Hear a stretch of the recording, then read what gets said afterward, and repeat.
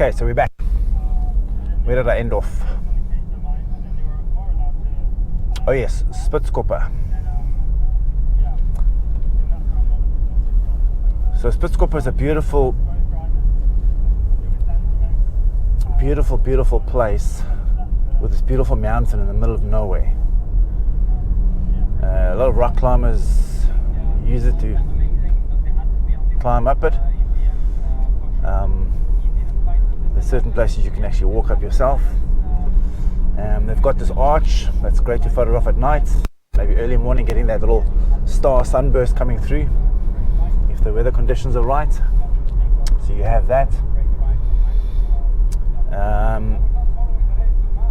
So Spitzkoppe is a place I didn't want to rush too much, so I've given myself 2 days, 3 nights. A lot of the places I'm staying at, I wanted to give myself more than one, because it's just too beautiful to not. So when Spitzkoppe is done and dusted, it'll be an early morning start, and then we're heading up to Etosha.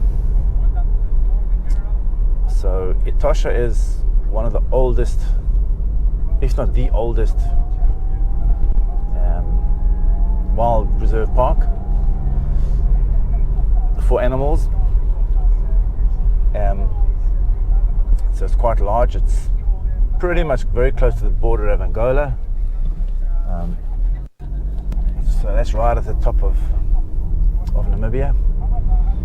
So that's 4 days I've given myself there, because it's quite a large camp, quite a large park. I'm staying at 2 different camps. The main one is going to be my last 2 nights.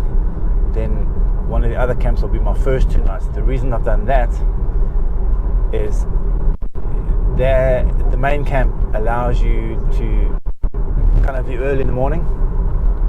So if you need to leave early in the morning, you can do that from there. So I'm staying at the Halali camp for the first 2 nights, and they've got a really nice water hole, and then you can drive for the rest of the day to various other water holes and see what you can see. Now, you're not allowed to get out your car in Etosha because you're in the wild animal park and you don't want to be chomped by a lion. So you're not allowed to get out your car. You have to stay in your car. There are certain places where you can, but for the most part, you stay in your car. So now the thing about the water holes is a lot of animals will come to the water, so you can get some really nice imagery at the water holes themselves. So in addition to the day's driving, by going to the water hole in the morning and in the evening for about an hour or so, you're getting in an extra 8 hours of animal time. So when you go to these game parks and they have water holes, you have to make use of those water holes, because man, you can get some really good pictures there. So that's the plan. 4 days in Etosha, driving around, looking for animals and that kind of thing. Then when we leave Etosha, another early morning start, it's going to be a longish drive straight down to Windhoek, and that'll mostly be, I think all of it will be tar road. The main road going from top to bottom in Namibia is tar road. So Etosha down to Windhoek, there I'll just stay the night, and nothing really, I'm not super excited about Windhoek really. I'm not going to try and see the city, it's just a city. So, and then the next morning I'll be driving down to Keetmanshoop. Now, I won't be staying in Keetmanshoop. Just outside of Keetmanshoop is a quiver tree forest. Now, you'll find throughout Namibia there'll be a lot of quiver trees, and there'll be other quiver tree forests, but a lot of them are really hard to get to in terms of they're far to drive to get to. Whereas this one is just outside the town city, Keetmanshoop. There's actually a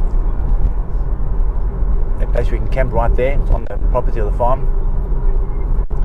And there you can shoot daytime and, wait for it, you can pay extra to go shoot the nighttime. So you get to shoot the stars.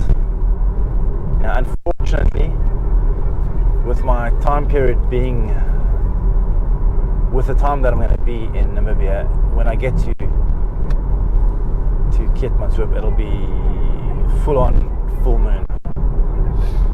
So I'm not anticipating getting really dark sky images there.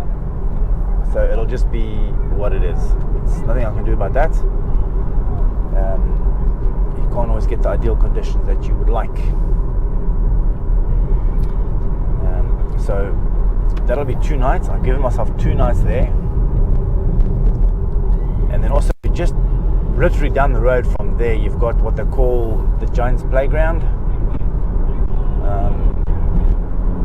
And there's just this field of boulders that you can shoot in. Boulders are just there. It's pretty much like the Giants Causeway. They were formed millions of years ago. And they're just in all shapes and forms and sizes, and they stacked on top of each other. It looks kind of weird. And I'm guessing they call it the Giants Playground because these boulders are so big, and they reckon the Giants placed them like that. That's my theory. So we'll do some images there, and then we're on a homeward journey. So Keetmanshoop the Prelude Forest we'll leave in the morning, and then we're going to shoot down through the border post, which is very close to Keetmanshoop. We'll do the border post, and then it's a drive down to a place called Springbok and stay the night there, because from Keetmanshoop to Cape Town is another 900 odd kilometers, and when you've been on the road for the 3 weeks or the 2 weeks, 3 weeks, you really are not interested in a long drive straight down. So I've broken that up into 2 days. So Springbok will just be wherever I can find a spot to stay, and then the final day we'll head home back to Cape Town. And that'll probably be about a 450 kilometer drive. So I'll take my time to get down. You have to have the vehicle dropped off an hour before they close. So they close at 5 o'clock, I think. So I'll make sure that I'm there before 4 o'clock. And then that's pretty much my Namibia trip in a nutshell. I think I'm going to do further episodes on each little segment of it to go a little bit more in depth. In terms of the planning and the research I did and that kind of thing, and what I'm going to be taking with me, because I think people would perhaps want to know that. And there's a lot of planning that goes into a trip like this, especially since I'm doing it as a solo trip. I am not going with anybody. My wife will join me at the end of the trip, the last week in Cape Town. So I think I'll do different segments on that for you guys to see the planning that goes into this little trip. Then the last week in Cape Town will just be spent relaxing in the sun, drinking wine, and I've got a couple of things planned, a couple of places I want to go take pictures of there, but essentially it's just going to be get as much sun time as I can for the last week, and then we'll head home. All that said and done, that all amounts to whether we can actually get there. So the trip is only end of December.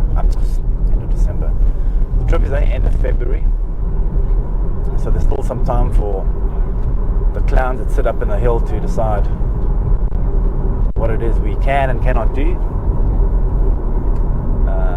But all being well, hopefully we'll be able to get there.